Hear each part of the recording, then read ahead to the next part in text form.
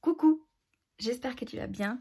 On se retrouve aujourd'hui dans une nouvelle vidéo tranche de vie. Aujourd'hui, on va discuter un petit peu d'une réflexion qui m'est venue là, il y a moins d'une heure. À savoir, est-ce que, en tant que végétarien, végétalien, est-ce qu'on peut acheter, on va dire, des vêtements ou des chaussures comme par exemple les Ugg. Je vais surtout prendre l'exemple des Ugg parce que c'est, on va dire, la situation qui m'est arrivée là il y a moins d'une heure. Est-ce que du coup on peut acheter des vêtements ou des chaussures qui sont faits à base de peau d'animaux en étant végétarien? Est-ce que c'est éthique ou pas éthique? On va en parler un petit peu dans cette vidéo.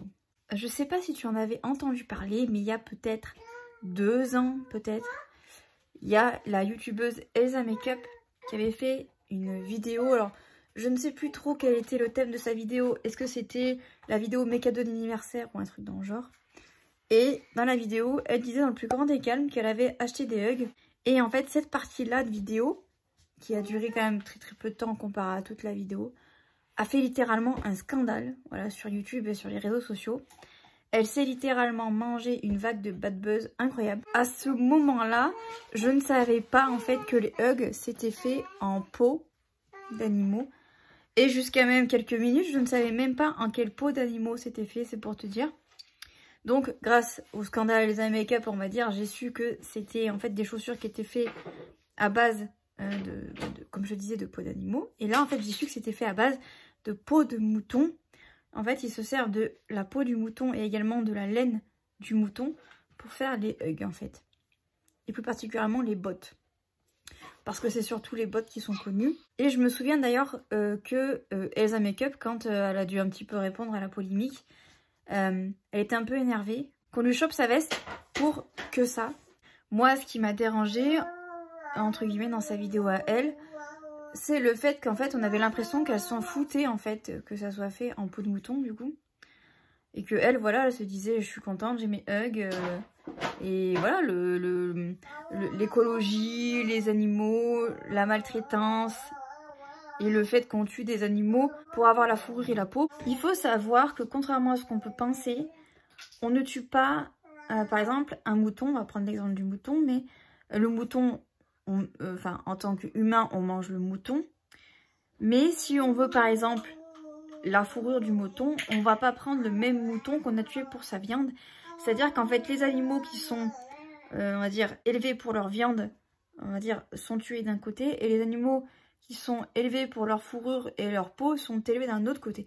Moi, j'ai très longtemps pensé qu'en fait, quand une entreprise utilisait la peau et la fourrure, enfin bon bref, tout ça, d'un animal pour créer un sac, par exemple, j'ai toujours pensé en fait que les entreprises récupéraient en fait, entre guillemets, la carcasse en fait du mouton qu'on avait tué pour sa viande. Je sais pas si tu auras compris ma réflexion, mais moi j'ai longtemps pensé ça pendant des années. Mais alors, j'étais carrément bête de penser ça, parce que j'ai su il y a peut-être encore une fois 5 ans, quelque chose comme ça, qu'en fait non, pas du tout, et que c'était 2 industries bien distinctes et bien séparées, et que les moutons n'étaient pas élevés pareil si c'était pour leur viande ou pour leur peau. Voilà. Là je parle du mouton, mais évidemment c'est valable pour les vaches, c'est valable également pour les taureaux, enfin bon, bref, c'est valable pour tous les animaux. Et donc du coup, pourquoi est-ce que cette réflexion m'est venue? Je suis en ce moment un peu trop sur Vinted, hein, on va dire les choses. J'ai tendance à dépenser quand même pas mal de thunes sur Vinted. Une des raisons qui fait que je dépense pas mal en ce moment, c'est qu'en fait je refais ma garde-robe en fait.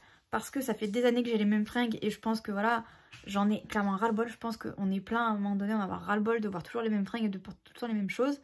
Donc en fait, je suis en train de faire du tri de ce que je veux, de ce que je veux plus, de ce que je donne, de ce que je vends. Et en même temps, eh ben, d'un côté, je dépense en fait pour pouvoir comment dire, récupérer des fringues, parce que sinon je vais être à poil. Et c'est pas le but, hein, d'être à poil. Donc voilà pourquoi est-ce que je suis vachement sur Vinted. Et en fait, je cherchais des paires de chaussures. Parce que je suis assez compliquée en paires de chaussures, parce que il me faut un bout de chaussures qui soit quand même assez large. Parce que sinon, je suis très vite mal à l'aise dans les chaussures, mais c'est un petit peu compliqué quand on achète en ligne. Mais donc du coup là j'étais sur Vinted et je cherchais une paire de chaussures bien particulière, un peu comme des mocassins, tu vois. Je cherchais du coup des chaussures plates et j'ai trouvé ça du coup sur le dressing d'une nana. Et donc du coup j'ai pris 2 paires de chaussures. ça me revenait à 10 €, donc c'est vraiment pas cher. Donc j'ai hâte de les recevoir pour pouvoir voir si elles me vont ou s'il faut du coup que moi-même je les revende parce qu'elles me vendent pas. Enfin bon bref, ça c'est un autre débat. Et en fait, dans son dressing, j'ai vu qu'elle avait une paire de Hug, une paire semi-montante de bottes Hug. Et là, j'ai bugué et je me suis dit, punaise, en plus c'était vraiment pas cher. Elle les a mis à 38 €, donc autant dire que pour des Hugs, c'est pas cher. Les Hugs, en général, ça tourne aux alentours de 130 € minimum, environ. Après, ça dépend des paires de chaussures, parce que j'ai vu là qu'il y en a à 60 € neuves. Hein. Il y en a qui sont à 100 €, puis après, voilà, ça monte, hein, vraiment. Et là, du coup, comme c'était de l'occasion, parce qu'il n'est pas question que j'achète du neuf chez Hug, parce que clairement, je cautionne pas du tout ça, en fait. Surtout vu comment ils se vendent, parce que du coup, comme je te disais, je suis allée sur leur site et j'ai regardé un petit peu. J'apprécie pas trop, en fait, la manière de comment finalement ils déconnectent un peu le consommateur, parce que je trouve pas ça normal, moi, personnellement, qu'on utilise la peau d'un animal pour en faire une chaussure. Pour notre confort à nous, je trouve pas ça normal. Alors, on va me dire, oui, mais les hommes de Cro-Magnon, ils faisaient ça, patati patata, oui, ok, bref.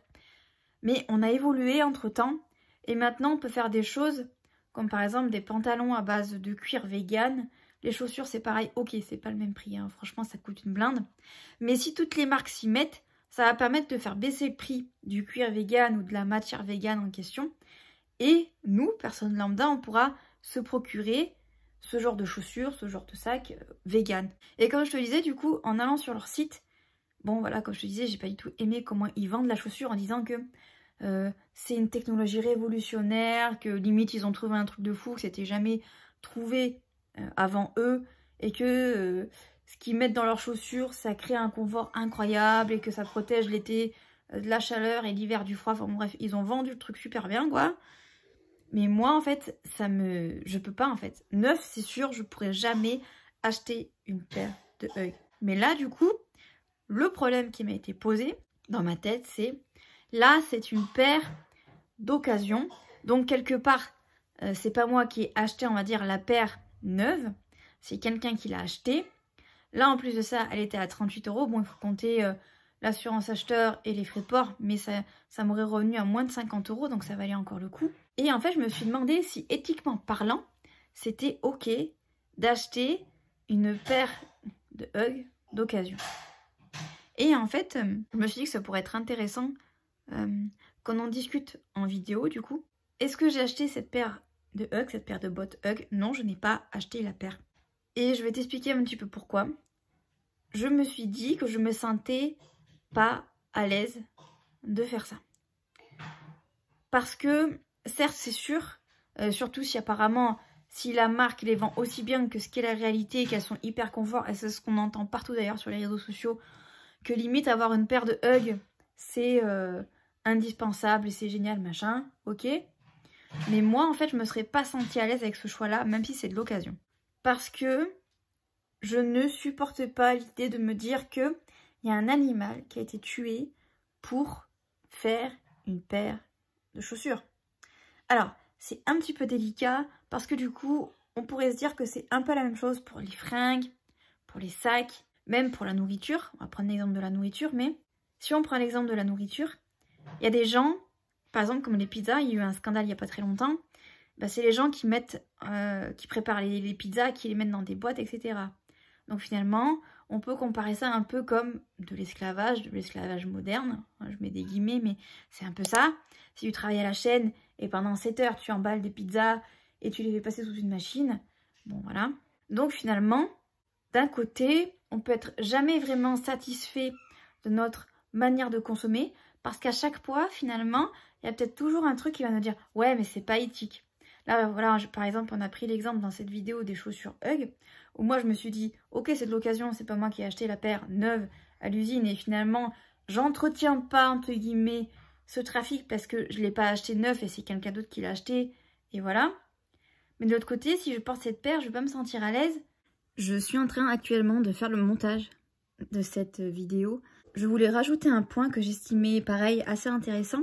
Comme je disais, j'ai vraiment du mal à me dire qu'en fait, un animal est mort en fait pour faire une paire de chaussures. Mais il y a quelque chose que je me suis rendu compte en fait en faisant le montage de la vidéo. c'est que j'ai pas du tout le même rapport avec le cuir. Parce que très souvent, je sais pas si c'est une question de marketing et que pendant des années on nous a lavé le cerveau en disant que le cuir c'était limite quelque chose de normal dans les paires de chaussures. Mais autant par exemple quand je vais voir des chaussures avec de la fourrure d'animaux d'ailleurs, je sais pas comment on dit, je vais clairement pas acheter la paire. Parce que j'ai une image derrière négative. Je vois direct un animal mort, voilà, on lui a arraché sa fourrure et tout ça. Donc j'ai cette image-là. Mais par contre, si je vais dans un magasin et que je vois une chaussure de prime abord comme ça, sans forcément faire attention, mais en général quand il y a du cuir, tu as souvent une petite étiquette. Donc si tu fais pas attention, tu te rends même pas compte qu'il y a du cuir dans la chaussure. Et le cuir, c'est de la peau de vache, le cuir. Et ben en fait, j'ai beaucoup moins cette sensation, tu vois, de me dire il y a un animal qui est mort pour ma paire de chaussures. Ce qui fait que, comment dire, j'aurais beaucoup moins tendance à culpabiliser si ma paire, il y a du cuir dessus. Sachant que je me suis déjà renseignée pour acheter des chaussures avec du cuir, mais du cuir vegan, c'est hors de prix. Je peux pas me permettre d'acheter ces paires de chaussures-là. Donc en fait, malgré le fait que je suis mal à l'aise en me disant, ouais, il y a un animal qui est mort pour que j'ai une paire de chaussures au pied, ben en fait, je suis un peu coincée parce que si j'achète pas une paire de chaussures avec du cuir, la paire de chaussures va pas durer longtemps. Je vais te donner un exemple, mais en fait, il y a plusieurs années de ça, j'avais acheté une paire de chaussures un peu montantes, des Mustang. D'ailleurs, c'est une paire de chaussures que je mets assez rarement parce que je suis pas très bien dans ces chaussures. Mais bon, bref, ça c'est un autre débat. Et en fait, quand j'ai acheté cette paire de chaussures, j'ai eu un peu un coup de cœur sur la chaussure parce que j'avais jamais vu un design pareil de chaussures. Et elle est en cuir. Mais je m'en étais pas rendu compte sur le moment. C'est après, en fait, c'est à force en fait de voir la chaussure et d'aller sur internet et de me rendre compte qu'il y avait du cuir dans la chaussure. Je vais être très honnête, je sais pas si ça m'aurait freiné pour acheter ou pas cette paire si je m'étais rendu compte avant que c'était une paire de chaussures avec du cuir. Je suis nulle en fait pour repérer les matières, à part voir si c'est du daim par exemple. Ça, le daim, j'arrive à le voir. Mais quand il y a du cuir, j'ai vraiment du mal en fait. Si l'étiquette elle est pas en gros, je m'en rends pas compte. Et comme je te dis, pour être honnête, je sais pas si ça me freinerait. Surtout qu'en plus, moi, je suis très difficile en chaussures. Donc, quand je trouve une paire de chaussures, eh ben, j'ai tendance à l'acheter si elle me plaît. Encore une fois, s'il y a de la fourrure, je l'achèterai pas. Mais s'il y a du cuir, j'ai l'impression que dans ma tête, c'est pas pareil. C'est différent. C'est pas le même ressenti. Et du coup, ça me pose moins problème d'acheter une paire de chaussures. Comme là, par exemple, je te disais, j'ai ma paire de Mustang qui est en cuir. Même si je la mets très peu et ça fait des années que je l'ai et la paire, elle bouge pas. Mais ouais, du coup, j'ai envie de rajouter ce petit paragraphe-là sur le cuir. Parce que j'ai pas du tout le même rapport avec le cuir et la fourrure. Et personnellement, je trouve ça assez problématique de me dire que c'est presque ok d'acheter une chaussure avec du cuir et pas ok d'acheter une chaussure avec de la fourrure. Après, est-ce que c'est pareil pour moi? Oui, parce que d'un côté, c'est quand même de la peau, hein, d'un animal. Mais je sais pas. J'ai moins de blocage et je vais moins me prendre la tête et je vais moins peser le pour et le contre dans le rayon en me disant ouais, mais elle est en cuir, donc d'un côté, c'est pas bien. Ouais, d'un côté, elles me plaisent. Ouais, mais elles sont confortables. Enfin, tu vois un peu le truc. Bref. Dis-moi ton avis en commentaire là-dessus, ça m'intéresserait beaucoup de savoir. Si on prend l'exemple des sacs ou des vêtements, si par exemple on prend l'exemple des vêtements où la plupart des vêtements sont faits en Chine, on sait très bien que peu importe la marque, on va dire, de vêtements, s'il y a marqué Made in China, on sait pertinemment que les gens sont sous-payés, qu'encore une fois, c'est des gens qui n'ont pas le choix. Ce sont des gens également qui sont quand même maltraités parce qu'ils travaillent pendant 10-20 heures pour un salaire de misère. Mais d'un côté, eh ben, si on n'achète pas de fringues, on est à poil. Donc c'est un peu compliqué. Mais de l'autre, on pourrait se dire oui, mais je pourrais acheter des fringues plus éthiques, des fringues Made in France, etc. Alors oui, mais encore une fois, il y a un problème là derrière. Le Made in France, ça coûte très cher.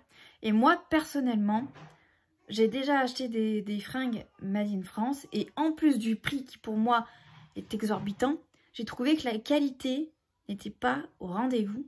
Et j'avoue que là, franchement, ça m'avait un peu choquée. Parce que je me suis dit, putain, mais on paye un jean 100 balles, 120 balles pour du Made in France. Parce qu'on se dit, voilà, ça permet d'alimenter un marché français. C'est des gens qui vont être payés à leur juste valeur. C'est peut-être même des fois du bio. Et c'est peut-être aussi également des gens voilà, qui ont monté leur boîte et on a envie de les encourager. Mais de l'autre côté, à chaque fois, je suis déçue en fait. Donc, c'est vrai que personnellement, je préfère, encore une fois, même pour les fringues, acheter d'occasion. Et encore, sur Vinted, je me fais quand même avoir. Et ça m'est arrivé plusieurs fois. C'est pour ça que maintenant je fais encore plus attention. Parce que maintenant, surtout maintenant, sur Vinted, au début c'était pas comme ça, mais maintenant, sur Vinted, il y a quand même pour moi un problème dans le sens où on te fait miroiter des petits prix parce que c'est l'occasion. Mais derrière, on se rend compte qu'en fait, la fringue qu'on achète soi-disant d'occasion et à petit prix, c'est des fringues Shein. Et là, moi, ça me pose problème. Parce que je ne cautionne pas, je ne veux pas acheter du Shein.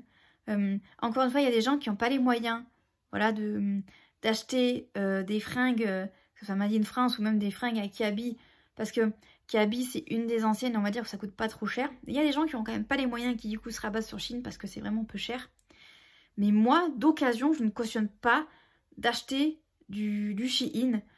Malgré le fait que, je vais te donner l'exemple, j'ai acheté par exemple une robe sur Vinted. À aucun moment c'était marqué Shein et c'est comme ça que je me suis fait avoir. Je l'ai achetée, donc elle était à 5 €, donc j'ai dû l'acheter 8 € avec les frais de port et tout ça. Et quand elle est arrivée, que j'ai vu la marque Shein, j'étais dégoûtée déjà de 1. Et j'ai trouvé ça pas normal que la vendeuse ne l'inscrit pas quelque part, parce que sinon je l'aurais jamais acheté. La qualité, c'est bof bof, franchement. Pour 8 €, non, clairement, pour moi, ça les vaut pas.